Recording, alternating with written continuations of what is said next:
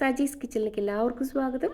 ഇന്നത്തെ വീഡിയോയിൽ മഷ്റൂം കൊണ്ടുള്ളൊരു മസാലയാണ് തയ്യാറാക്കുന്നത്. അത് ചപ്പാത്തി അതുപോലുള്ള പൊറോട്ട അങ്ങനത്തെ ബ്രെഡ് ഐറ്റംസിൻ്റെ കൂടെയൊക്കെ നന്നായിട്ട് ചേർന്ന് പോകുന്ന ഒരു മഷ്റൂം കറിയാണിത്. കറി ലൂസായിട്ടുള്ളതല്ല, കുറച്ച് തിക്കായിട്ടുള്ളതാണ്.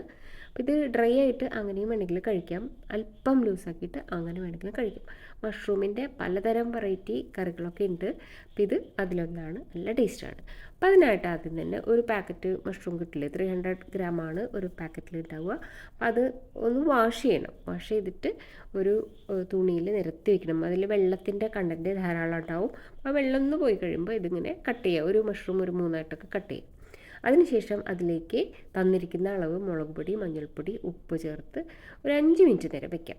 അതിനുശേഷം ഒരു പാൻ ചൂടാക്കി അതിലേക്ക് ഒരു ടേബിൾ സ്പൂൺ ഓയിൽ ഒഴിച്ചിട്ട് ഒരു അത്യാവശ്യം മീഡിയം ഫ്ലെയിമിൽ വേണം ഈ മഷ്റൂം ഇങ്ങനെ നിരത്തിയിട്ട് കൊടുക്കാം.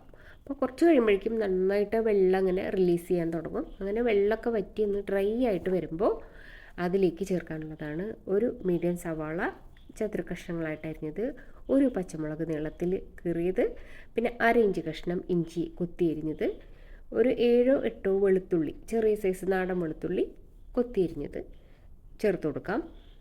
ഇനി അതിലേക്ക് ഒരു ടേബിൾ സ്പൂൺ കൂടെ ഓയിൽ ചേർത്ത് കൊടുക്കാം. നമ്മളാകെ അത് ഫ്രൈ ചെയ്യുമ്പോഴല്ലേ ചേർത്തുള്ളൂ. ഇനി എല്ലാം കൂടെ ഒന്ന് വഴറ്റിയെടുക്കാം. മീഡിയം ഫ്ലെയിമിലാണ് ചെയ്യുന്നത്. അപ്പോൾ ഒന്ന് വാടി വരുമ്പോൾ ഇതിലേക്ക് 1/4 ടീസ്പൂൺ മഞ്ഞൾപ്പൊടി, 1/4 ടീസ്പൂൺ തന്നെ മുളക് പൊടി, 3/4 ടീസ്പൂൺ മല്ലിപ്പൊടി പൊടികളൊക്കെ ചേർത്ത് കൊടുക്കാം. അപ്പോൾ പൊടികൾ ചേർക്കുമ്പോൾ ഫ്ലെയിം ഒന്ന് ലോ ഫ്ലെയിമിലേക്ക് മാറ്റണം.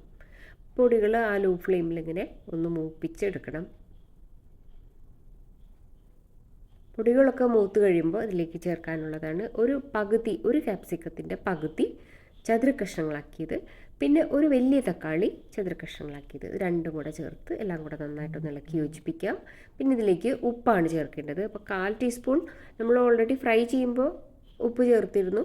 ഇനി ഇപ്പം ഞാനൊരു 1/4 ടീസ്പൂണാണ് ചേർത്തിട്ടുള്ളത്. ആവശ്യമുണ്ടെങ്കിൽ നമുക്ക് നോക്കിയിട്ട് പിന്നീട് ചേർക്കാം. അങ്ങനെ ഉപ്പും കൂടെ ചേർത്ത് എല്ലാം കൂടെ നന്നായിട്ടൊന്ന് മിക്സ് ചെയ്യാം. ഇപ്പോൾ ലോ ഫ്ലെയിമിലാണ് കിടക്കുന്നത്. ഇനി നമുക്ക് മൂടി വയ്ക്കാം. ഒരു 5 മിനിറ്റ് നേരം മൂടി വെച്ച് കുക്ക് ചെയ്യാം. 5 മിനിറ്റ് കഴിഞ്ഞ് തുറന്ന് നോക്കുമ്പോൾ ഈ തക്കാളിയൊക്കെ നല്ല സോഫ്റ്റ് ആയിട്ടുണ്ടാവും. അപ്പോൾ അതൊക്കെ വേണമെങ്കിൽ ആ തക്കാളി കഷ്ണങ്ങളൊക്കെ ഒന്ന് ഉടച്ചെടുക്കാം. അപ്പോൾ എല്ലാം നല്ല സോഫ്റ്റായിട്ട് ഇരിക്കുന്നുണ്ട്. ഇനി ഇതിലേക്ക് ലാസ്റ്റ് ചേർക്കാനുള്ളതാണ് കസൂരി മേത്തി. 1 ടീസ്പൂൺ കസൂരി മേത്തി കൂടെ ചേർത്ത് നമുക്ക് ഇളക്കി എടുക്കാം. അപ്പോൾ ഈ ഒരു പരുവത്തിൽ നമുക്ക് വേണമെങ്കിൽ ഇവിടെ സ്റ്റോപ്പ് ചെയ്യാം. ഇങ്ങനെ കഴിക്കാൻ ഇഷ്ടമുള്ളവർക്ക് ഇങ്ങനെ കഴിക്കാം. അല്പം ഗ്രേവി വേണമെന്നുണ്ടെങ്കിൽ ഒരു 1/4 കപ്പ് വെള്ളം കൂടെ ചേർത്ത് 2 മിനിറ്റ് നേരം മൂടി വെച്ചൊന്ന് തിളച്ചതിന് ശേഷം ഓഫ് ചെയ്യാം. അപ്പോൾ ഇത്രയേ ഉള്ളൂ. ഇതിൽ നമ്മൾ പെരിഞ്ജീരകമോ അതുപോലെ ജീരകങ്ങളോ ഒന്നും ചേർത്തിട്ടില്ല. പിന്നെ അതുപോലെ ഗരം മസാല ചേർത്തിട്ടില്ല. ഈ ഒരു കസൂരി മെത്തിയുടെയും ആ ഒരു ടേസ്റ്റ് തന്നെ ഉള്ളൂ. ഇനി വേണമെങ്കിൽ ഗരം മസാല ചേർക്കണമെന്ന് ആഗ്രഹം ഉണ്ടെങ്കിൽ അങ്ങനെ വേണമെങ്കിൽ ചെയ്യാം. ഇങ്ങനെ ചെയ്യുമ്പോൾ തന്നെ നല്ല ടേസ്റ്റാണ്. 2 മിനിറ്റ് കഴിഞ്ഞ് തുറന്ന് നോക്കുമ്പോൾ അല്പം ഗ്രേവിയൊക്കെ കുറച്ചൊന്ന് തിക്കായിട്ടുണ്ട്. ഇനി നമുക്ക് ഓഫ് ചെയ്യാം. ഇനി സെർവ് ചെയ്യാം.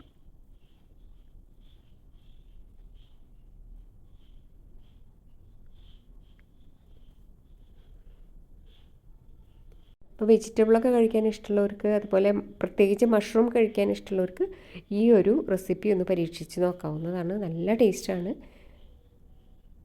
Thank you.